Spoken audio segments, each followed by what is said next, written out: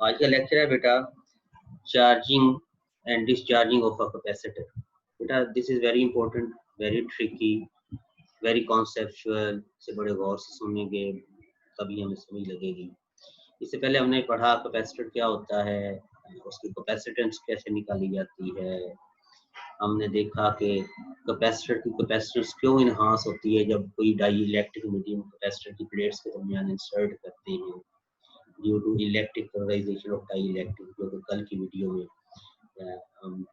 था। कल के लेक्चर में अगर जिन बच्चों ने नहीं सुना तो वो सुने।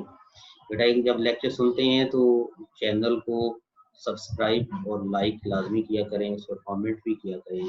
जो भी आपको क्वेश्चन भी पूछना था वहाँ पे कर सकते हैं, उसका आपको रिप्लाई। बेटा उसके बाद फिर हमने पढ़ा कि energy stored by the capacitor, इसका हमने एक्सप्रेशन पढ़ा। तो आज बेटा हम पढ़ेंगे charging and discharging of a capacitor. Capacitor की चार्जिंग कैसे होती है और फिर डिस्चार्जिंग कैसे होती है। बेटा इसके लिए हमारे पास ये एक फिगर है जो हम यहाँ पे देख सकते हैं। ये वाली देख सकते हैं कि ये कैपेसिटर है। बेटा ये जो इक्वल दो पैरेलल और इक्वल लाइनें होती है ना, ये कैपेसिटर की अलामत है। और ये एक बड़ी लाइन और एक छोटी लाइन, ये डीसी बैटरी को शो करती है। देयर इज अ कैपेसिटर, उसके साथ हमने एक रजिस्टर लगाया और हमने सर्किट बनाया। एक ये बी स्विच है और एक स्विच है ए। जो ए वाला स्विच है ये थ्रू बैटरी है और जो बी वाला स्विच है ये बैटरी के बगैर। अब बेटा मैं स्विच एस को अगर एट पॉइंट ए क्लोज करूँ, इसके साथ अटैच करूँ, तो मेरे पास जो सर्किट बनेगा वो ये बनेगा कि एक कैपेसिटर, उसके साथ रजिस्टर और एक बैटरी, ये तीनों किस में लग गए, सीरीज में लग गए। अगर ये वाली सिचुएशन है तो बेटा कैपेसिटर की चार्जिंग स्टार्ट होगी। क्या होगा कि ये वाला, बार बार एक ही बात बता रहा हूँ कि ये वाली प्लेट जो पॉजिटिव टर्मिनल है, ये इस प्लेट से इलेक्ट्रॉन्स को रिमूव करके इस प्लेट के ऊपर डिपॉजिट करेगा जो नेगेटिव टर्मिनल के साथ कनेक्टेड है। इस तरह से एक प्लेट पे पॉजिटिव चार्ज आना शुरू हो जाएगा, ऐसा ऐसा बढ़ेगा, और दूसरी प्लेट पे नेगेटिव चार्ज आना शुरू हो जाएगा। बेटा शुरू में जो चार्ज है, चार्ज के आने की जो मैग्नीट्यूड है या उसका रेट ऑफ चार्ज है, शुरू में बड़ा हाई होगा, लेकिन आहिस्ता आहिस्ता rate of charging of the capacitor कम होता जाएगा। उसकी वजह क्या है? उसकी वजह ये है कि बेटा शुरू में तो कोई पोटेंशियल डिफरेंस नहीं है, ना इधर पॉजिटिव चार्ज है ना इधर नेगेटिव चार्ज है। जब इधर पॉजिटिव चार्ज बढ़ना शुरू हो गया, इधर नेगेटिव चार्ज बढ़ना शुरू हो गया, अब मजीद इलेक्ट्रॉन्स इस प्लेट से मूव करवा के जो हम इधर लेके जा रहे हैं, क्योंकि इधर पहले ही नेगेटिव चार्ज बढ़ना शुरू हो गया, तो मजीद इलेक्ट्रॉन को यहाँ पर लाने के लिए हमें ज्यादा वर्क करना पड़ेगा। ज्यादा rate of charging Aahista Aahista decrease होती जाएगी और इन द बिगिनिंग जो चार्ज का रेट ऑफ चार्जिंग है कैपेसिटर की, that will be very high. अब बेटा ये चार्ज कैपेसिटर जो है चार्ज होना शुरू हो जाएगा, चार्ज होता जाएगा, कहाँ तक होगा? जब जब तक इन दोनों प्लेट्स के दौरान जो पोटेंशियल डिफरेंस है अप्लाइड पोटेंशियल डिफरेंस के इक्वल ना हो जाए, और वो कितना है, वी नॉट। कितना है? V naught. और जो चार्ज आएगा वो किसके इक्वल होगा? मैक्सिमम चार्ज, जिसे हम इक्विलिब्रियम वैल्यू कहते हैं, क्यू वी नॉट की किसके इक्वल होगा? क्यू वी नॉट की इक्वल होगा। बेटा चार्जिंग ऑफ द कैपेसिटर के लिए हम एक इक्वेशन लिखते हैं कि विद टाइम हमने देखा कि शुरू में चार्जिंग रेट ज्यादा था, चार्ज बड़ी तेजी से आ रहा था, ऐसा ऐसा चार्जिंग रेट कम होता गया, कम होता गया, कम होता गया। कम होते होते एक ऐसा पॉइंट आएगा जब ये चार्ज तो मैक्सिमम हो जाएगा, लेकिन चार्ज आने का, चार्जिंग खत्म, स्टॉप हो जाएगी। चार्ज जब ये मैक्सिमम चार्ज हो गया तो चार्जिंग प्रोसेस स्टॉप हो गया ना। शुरू में चार्ज बड़ी तेजी से आएगा, ऐसा ऐसा इसका rate of being charge capacitor का वो रेट जो है वो कम होता जाएगा। उसकी वजह मैंने आपको ये बताई कि शुरू में तो इधर कोई नेगेटिव चार्ज नहीं है, लेकिन जैसे जैसे इधर नेगेटिव चार्ज बढ़ता जा रहा है, मजीद इलेक्ट्रॉन को इधर डिपॉजिट करना मुश्किल होता जा रहा है। तो बेटा कैपेसिटर की चार्जिंग जो इसके ऊपर चार्ज आता है, इसे हम कहते हैं ग्रोथ ऑफ चार्ज। तो कहते हैं ग्रोथ ऑफ चार्ज। बेटा ग्रोथ ऑफ चार्ज की हम इक्वेशन लिखते हैं, Q equals Q naught 1 minus ई raise power minus T over R C. इसे समझना बड़ा जरूरी है, ये बुक में नहीं है लेकिन आपको इसके बगैर इसे समझना मुश्किल होगा। बेटा क्यों नॉट है equilibrium value of the charge, maximum charge जो सी वी नॉट की इक्वल होगा। 1 माइनस एक्सपोनेंशियल माइनस टी, जैसे जैसे टाइम बढ़ता जा रहा है it will start from 0 to कहीं तक भी जा सकता है, इंफिनिटी तक जा सकता है। बेटा ये आर और जो सी है, आर और सी, अगर बेटा इन्हें मैं मल्टीप्लाई करूँ ना, आर और सी, आर का यूनिट होता है बेटा ओहम और सी का फैरेड। अगर मैं इन्हें लिखूं तो हमें पता है ओहम्स लॉ क्या है, V इक्वल्स आई आर, और आर क्या होगा V डिवाइडेड बाई आई, और Q इक्वल सी भी, मैं यहाँ पे लिख देता हूँ दोनों फार्मूले, V इक्वल्स आई आर, यहाँ से आप R की वैल्यू निकाल लेंगे V और I, और दूसरा हमारे पास फार्मूला क्या है Q इक्वल्स सी वी, यहाँ से हम C की वैल्यू निकाल लेंगे, क्या आएगी Q डिवाइडेड बाई V, तो आर सी ये क्या है Q ओवर V, तो बेटा V से कैंसिल हो गया, तो पीछे हमारे पास क्या बचा R C Q over current. अब हमें पता है Q करंट क्या होता है, Q ओवर T नहीं होता बेटा, तो ये Q से कैंसिल हो गया, तो आर सी जो है T ऊपर चला जाएगा, किसकी इक्वल आ जाएगा T फॉर टाइम। बेटा इसे हम कहते हैं R C is equal to T, आर का यूनिट क्या है ओहम, सी का क्या है farad, ohm times farad is equal to second, इसकी इक्वल होगा सेकंड की। बेटा अक्सर क्वेश्चन आ जाता है प्रूव दैट, ये आ जाता है प्रूव दैट के ohm times farad is equal to second, okay ohm और फैरेड का जो प्रोडक्ट है वो किसकी इक्वल है, सेकंड की इक्वल है। तो मुझे पता चला बेटा आर और सी, आर क्या था अगर हम इधर देखें, आर रेजिस्टेंस है और सी क्या है कैपेसिटेंस, रेजिस्टेंस और कैपेसिटेंस का जो कॉम्बिनेशन है ये टाइम इक्वल आएगा, किसकी इक्वल आएगा टाइम की इक्वल आएगा। अब यहाँ पे कुछ फंडामेंटल चीजें हैं बेटा, ये आपकी एग्जांपल है तो prove that ohms time farad is equal to second, आपको याद होना चाहिए इसका प्रूफ हमने ये लिखा कि हमने आर और सी का मल्टीप्लाई किया, किसकी इक्वल आ गया टाइम के, आर क्या है ओहम, सी क्या है फैरेड, ये किसकी इक्वल है सेकंड के। This is very important question, ये शॉर्ट क्वेश्चन में भी आता है, ये न्यूमेरिकल में भी आ सकता है, ये एमसीक्यू में भी आ सकता है। अब बेटा हम लोग बात करते हैं, तो हमने देखा कि आर और सी का जो है वो यूनिट्स टाइम के हैं। इसका मतलब है कि अगर किसी कैपेसिटर की स्पेसिफिक कैपेसिटेंस है और एक स्पेसिफिक पाथ से वो चार्ज हो रहा है जिसका एक स्पेसिफिक रेजिस्टेंस है, तो आर और सी एक कांस्टेंट होगा, और ये कांस्टेंट किसी ना किसी टाइम को शो करेगा, किसी ना किसी टाइम को। देखते हैं कि वो आर सी कांस्टेंट किसके इक्वल है।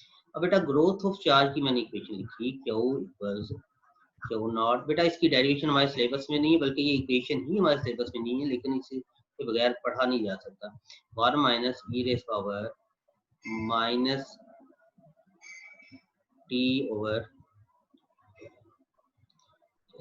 इसे हम लिख सकते हैं E raise power minus T over R C. बेटा this is growth of charge. जैसे जैसे आप इसे जरा समझें ये है क्या, इसमें चार्ज बढ़ेगा कैसे, Q नॉट 1 माइनस, ये एक्सपोनेंशियल की पावर माइनस है तो डिनोमिनेटर में जाके प्लस हो जाएगी T ओवर आर सी। अब देखिए बेटा आर सी एक कांस्टेंट है, आगे चल के देखते हैं कि आर सी कौन सा कांस्टेंट है। जैसे टी की वैल्यू बढ़ेगी तो ये डिनोमिनेटर बढ़ेगा, बेटा ये डिनोमिनेटर बढ़ेगा तो ये वाला फैक्टर 1 ओवर ई raise power T over R C कम होगा। जब ये वाला फैक्टर कम होगा तो आप देख सकते हैं कि 1 में से माइनस होने वाली वैल्यू कम होती जा रही है, इसका मतलब है नेट वैल्यू क्या होती जा रही है, बढ़ती जा रही है, तो चार्ज क्या होता जाएगा, इंक्रीज होता जाएगा, चार्ज क्या होता जाएगा, इंक्रीज होता जाएगा। अब हमने देखा कि स्पेसिफिक कैपेसिटर के लिए सी कांस्टेंट है, और अगर उसका जो चार्जिंग पाथ है वो भी स्पेसिफिक है तो आर भी कांस्टेंट है, तो इसका मतलब है आर सी की वैल्यू भी एक कांस्टेंट वैल्यू आएगी, और ये कांस्टेंट वैल्यू है क्या, आर सी टाइम को शो करता है। तो ये कौन सा टाइम है, आरसी कांस्टेंट, जिसे हम कहते हैं आरसी कांस्टेंट। तो ये आरसी कांस्टेंट है, ये कौन सा टाइम है। तो बेटा अगर हम लोग यहाँ पर आरसी को यानी इक्वेशन है हमारे पास Q equals Q naught 1 minus ई raise power minus T over R C. अगर बेटा टाइम आर सी के इक्वल हो जाए, इक्वल हो जाए, इस आर सी को टाउ भी लिखते हैं बेटा, आपकी मर्जी है जैसे मर्जी लिख लो। अगर टी किसकी इक्वल आ जाए, आर सी की इक्वल हो जाए, यानी आर सी कॉन्स्टेंट टाइम किसकी इक्वल हो जाए, आर सी की इक्वल हो जाए, तो आर सी से कैंसिल। तो I can write this as Q naught into 1 minus E raise power minus 1 या 1 ओवर ई। अगर इसकी वैल्यू हम यहाँ पे पुट करें तो बेटा ये आंसर आएगा 1 minus 1 over e will be equal to 0.63 Q naught, होगा 0.63 क्यू नॉट। आप कैलकुलेटर से 1 माइनस 1 ओवर ई की ई रेज़ पावर 1 की वैल्यू लिखें ना, तो ये आएगा 0.63, दिस विल बी 0.63 और ये क्यू नॉट वैसे आएगा। अब इससे क्या मुराद है हम देखते हैं। लेट्स सपोज बेटा ये हमारे पास ये जो इक्वेशन थी Q equals Q naught 1 minus E raise power minus T over R C. Let's suppose बेटा ये इस इक्वेशन का ग्राफ है, जैसे टाइम गुजरता जा रहा है तो ये ग्राफ बनता जा रहा है। एक आरसी वैल्यू के लिए ये वाला ग्राफ और दूसरी आरसी वैल्यू के लिए, यानी कैपेसिटर तो सेम है, जस्ट हम रेजिस्टेंस चेंज करते जा रहे हैं। एक आरसी की वैल्यू के लिए ये वाला ग्राफ और दूसरी आरसी की वैल्यू के लिए ये वाला ग्राफ। अगर आप इस एक ग्राफ को देखें बेटा, देखिए शुरू में चार्ज बड़ी तेजी से बढ़ रहा है, लेकिन आहिस्ता आहिस्ता चार्ज के बढ़ने का रेट कम होता जा रहा है और एक मैक्सिमम वैल्यू पे जाकर चार्ज मैक्सिमम हो जाता है, जिसे हम इक्विलिब्रियम चार्ज कहते हैं, जो किसकी इक्वल है सी वी नॉट इक्वल है। ये मैक्सिमम चार्ज है क्यू नॉट। तो ये ग्राफ ड्रा करना बहुत जरूरी है। मैक्सिमम चार्ज किसकी इक्वल हो गया, सी वी नॉट इक्वल हो गया। बेटा किसी ने हाथ रेज किया है तो ये आपको क्वेश्चन है तो आप मैसेज कर सकते हैं। तो ये सी वी नॉट इक्वल है मैक्सिमम चार्ज, चार्ज ऐसे ऐसा बढ़ता जा रहा है और मैक्सिमम कितना होगा क्यू नॉट इक्वल। अब बेटा हमने कहा कि when t equals R C क्या है, it is a time constant. तो क्यू किसके इक्वल है, अभी हमने लिखा था 0.63 क्यू नॉट। तो बेटा वो टाइम मैक्सिमम चार्ज कितना आना है क्यू नॉट, क्यू नॉट का 0.63 पोर्शन फर्स्ट किया। लेट मैं लिख देता हूँ कि क्यू नॉट है 10 कूलम, तो 0.63 कितना होगा, इसे मल्टीप्लाई कर दो, 6.3 कूलम आ जाएगा। तो वो टाइम जिस टाइम में मैक्सिमम चार्ज का 0.363 जो Q not 0.63 of maximum charge किसी कैपेसिटर पे आ जाए, उस टाइम को हम आरसी कांस्टेंट फॉर चार्जिंग कहते हैं। RC constant for charging means अगर मैक्सिमम चार्ज 10 कूलम था तो 6.3 कूलम चार्ज आने का जो टाइम है उसे हम कहेंगे आरसी कांस्टेंट फॉर चार्जिंग। क्या कहेंगे, आरसी कांस्टेंट फॉर चार्जिंग। या आप ये कह सकते हैं कि वो टाइम जिस टाइम में कोई भी कैपेसिटर 63% चार्ज हो जाए, यानी मैक्सिमम चार्ज का कितना 63% वो क्या हो जाए, चार्ज हो जाए, या 0.63 ऑफ द मैक्सिमम चार्ज जब चार्ज किसी कैपेसिटर पे आ जाए, तो वो जो टाइम लगेगा उसे हम क्या कहेंगे, आरसी कांस्टेंट। क्या कहेंगे, आरसी कांस्टेंट। अब आप देख सकते हैं ये एक ग्राफ है, इसका ये टाइम एक्सिस है आपका, ये चार्ज एक्सिस है। तो आप देख सकते हैं कि 0.63 क्यू नॉट चार्ज आने के लिए जो टाइम लगा वो ये है आरसी, यहाँ से लेकर यहाँ तक। ये एक इस ग्राफ के लिए ये होगा, और दूसरे ग्राफ में हमने आरसी को बढ़ाया हुआ है, यानी रेजिस्टेंस को बढ़ा दिया था। अब देख रहे हैं 0.63 क्यू नॉट चार्ज के लिए जो टाइम लग रहा है वो यहाँ से लेकर ये वाला आरसी है। तो मुझे पता चला कि जब वो वाला कैपेसिटर जो जल्दी चार्ज हो रहा है, ये यहाँ पे चार्ज हो गया था बेटा, मुकम्मल चार्ज हो गया था। जो जल्दी चार्ज हो रहा है उसका आरसी कम है, और ये अभी चार्ज नहीं हुआ, इसे आगे कहीं पे जाकर इस अपनी इक्विलिब्रियम वैल्यू को पहुंचना है इधर। तो जो कैपेसिटर लेट चार्ज हो रहा है उसका आरसी कांस्टेंट जो है वो कम है। तो फिर आरसी कांस्टेंट क्या हुआ, RC is a time, RC constant is equal to a time, R और कैपेसिटेंस को मल्टीप्लाई करो, ये टाइम के इक्वल आएगा। कौन सा टाइम? जिस टाइम में कोई भी कैपेसिटर 63% चार्ज हो जाए या मैक्सिमम चार्ज का 0.63% किसी भी कैपेसिटर पे चार्ज आ जाए, उस टाइम को हम क्या कहेंगे? RC constant. क्या कहेंगे? RC constant. तो बेटा जिसका आरसी कांस्टेंट सवाल होगा वो जल्दी अपनी इक्विलिब्रियम वैल्यू को पहुंच जाएगा, और जिसका आरसी कांस्टेंट ज्यादा होगा वो लेट अपनी इक्विलिब्रियम वैल्यू को पहुंचेगा। अब मेरा यहाँ पे आपको एक सवाल है, इसका मतलब है जिसका आरसी कांस्टेंट कम है वो जल्दी चार्ज हो जाएगा, और जिसका आरसी कांस्टेंट ज्यादा है वो लेट चार्ज होगा। तो आप फिर मैं आपसे यहाँ से पूछूंगा, क्या मोबाइल फोन की बैटरी के लिए आरसी कांस्टेंट कम होना चाहिए या ज्यादा होना चाहिए? डेफिनेटली कहेंगे सर इट शुड बी लो, क्योंकि वो जो बैटरी है वो जल्दी चार्ज हो जाएगी। लेकिन बेटा सिर्फ चार्जिंग ही मैटर नहीं है, चार्जिंग के साथ डिस्चार्जिंग भी एक मैटर है। जो आगे चल के हम देखेंगे, जो कैपेसिटर जल्दी चार्ज होता है, मतलब जिसका आरसी कम है, वो जल्दी डिस्चार्ज भी होता है, और जो सा लेट चार्ज होगा, जिसका आरसी ज्यादा होगा, वो लेट डिस्चार्ज होगा। तो हमारे लिए यहाँ पे अभी हम देख रहे हैं कि आरसी कम रखना चाहिए ताकि कैपेसिटर जल्दी चार्ज हो जाए। आगे डिस्चार्जिंग में जाके आप कहेंगे नहीं, आरसी ज्यादा होना चाहिए ताकि ये जो बैटरी है लेट डिस्चार्ज हो।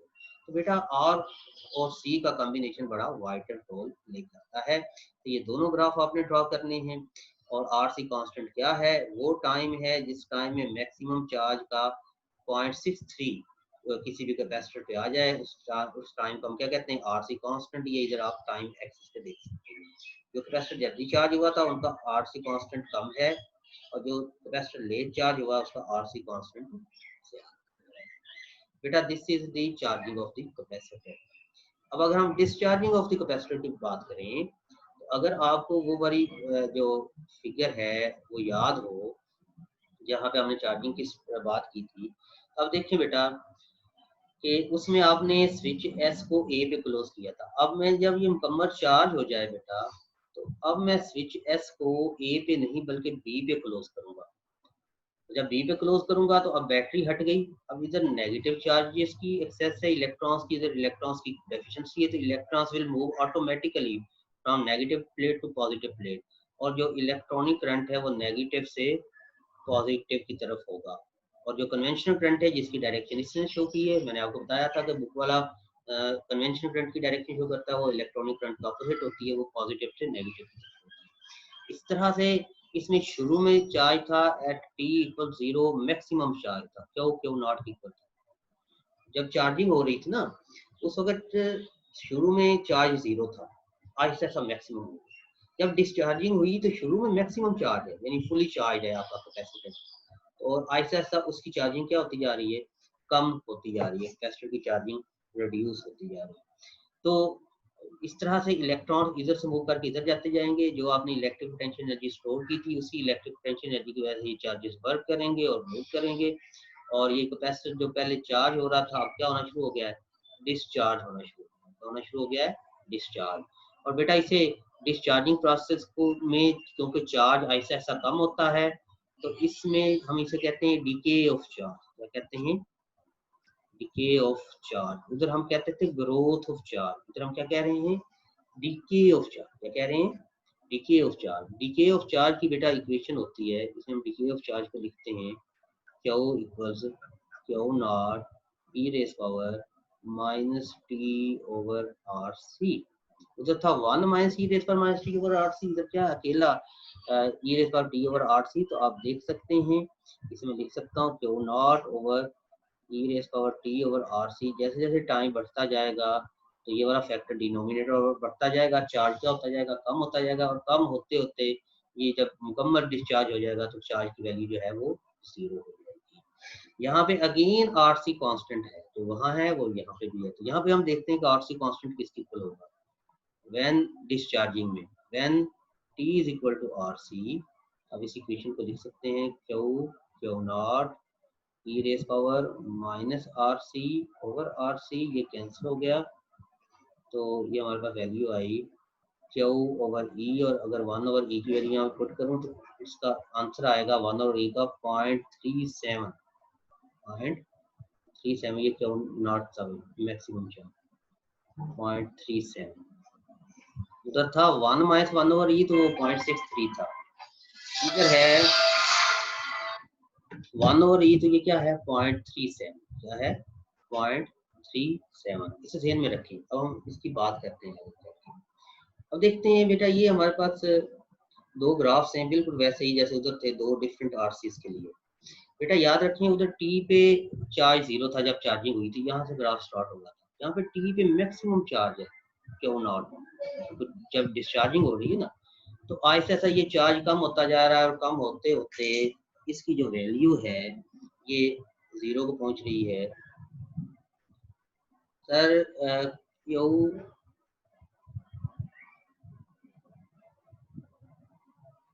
बेटा आवाज मेरी तरफ से ठीक है, अब उधर जरा गौर करें। तो आवाज चलें ये बात आवाज मेरी तरफ से ठीक है बेटा, मेरी सेटिंग यहाँ पे ठीक है। आपकी तरफ से कोई इशू हो सकता है, कोई नेट प्रॉब्लम भी हो सकता है। शुरू में मैक्सिमम चार्ज था क्यू नॉट, ऐसा ऐसा ये चार्ज कम होता गया, कम होते होते क्या हो गया 0। इस इक्वेशन को फॉलो करते हुए इसे हमने लिखा था Q equals Q naught e raise power minus T over R, ऐसा ऐसा ये चार्ज हो गया 0। तो ये हम देख सकते हैं कि ये वाला जो है एक आरसी के लिए, एक स्पेसिफिक आरसी के लिए ये है, इसके लिए स्मॉल आरसी है और जो इसके लिए आरसी ज्यादा है वो लेट डिस्चार्ज हुआ है। अब सवाल ये है कि इसके लिए हमने आरसी निकालना क्या है। इसके लिए हमने देखा था जब टी आरसी के इक्वल है तो क्यू चार्ज कितना बाकी रह जाता है 0.37 ऑफ क्यू नॉट। तो वो टाइम 0.63 हाफ से ऊपर था, 0.37 हाफ से कम है। वो टाइम जिस टाइम में कैपेसिटर पे बाकी कितना चार्ज रह जाए, मैक्सिमम चार्ज का 0.37 बाकी रह जाए, बाकी डिस्चार्ज हो जाए। कितना डिस्चार्ज हो जाएगा, टोटल कितना था क्यू नॉट, डिस्चार्ज कितना होगा 0.37 क्यू नॉट। तो बाकी जो रह गया था तो डिस्चार्ज कितना हुआ 0.63 क्यू नॉट। तो अगेन बेटा हमें पता चला कि मैक्सिमम चार्ज का 0.63 क्यू नॉट चार्ज डिस्चार्ज होने के लिए जो टाइम बच लगता है उसे हम आरसी कहते हैं आरसी फॉर डिस्चार्जिंग। और जब 0.63 क्यू नॉट डिस्चार्ज हो जाएगा तो बाकी कितना बचेगा 0.37 क्यू नॉट। तो बेटा ये आरसी है इसके लिए, और दूसरे ग्राफ के लिए अगर आरसी देखना चाहो तो उसकी वैल्यू कुछ ये आएगी, ये वाली हम देख सकते हैं। जिसका आरसी कम है वो जल्दी डिस्चार्ज हो रहा है और जिसका आरसी ज्यादा है वो लेट डिस्चार्ज हो रहा है। इसका मतलब है कि अगर आरसी कम है तो कैपेसिटर जल्दी चार्ज भी होगा, जल्दी डिस्चार्ज भी होगा, और आरसी ज्यादा है तो लेट चार्ज होगा, लेट डिस्चार्ज होगा। Then how we will solve the problem कि कैपेसिटर जल्दी चार्ज हो लेट डिस्चार्ज हो। तो बेटा उसे चार्ज किसी और वे से करेंगे, किसी और रेजिस्टेंस से, और डिस्चार्ज किसी और वे से करेंगे ताकि वो जल्दी चार्ज हो जाए और लेट डिस्चार्ज हो जाए। तो बेटा ये है आज का हमारा टॉपिक। इसमें आपके लास्ट एग्जांपल है जो भी मैंने करवाई है वो भी आपने करनी है कि ohm times farad is equal to second, ये आपने साबित करना है। बेटा इसके साथ ही ये चैप्टर खत्म हो गया है। इस चैप्टर का रिव्यू करेंगे हम 1-2 दिनों में। कल इंशाल्लाह हम नेक्स्ट चैप्टर स्टार्ट करेंगे और रिव्यू के बाद हम इसकी एक्सरसाइज भी करेंगे, क्योंकि रिव्यू के बगैर एक्सरसाइज करने का फायदा नहीं। तो ये चार्जिंग वाला जो है आर्टिकल आप सभी लोगों को मेरी तरफ से ये असाइनमेंट है कि चार्जिंग वाला जो इसका पोर्शन था इस चैप्टर का, इसे आपने कम्प्लीटली तैयार करना है और इसकी असाइनमेंट्स बनानी है। और ये आपने मुझे फ्राइडे को ये वाली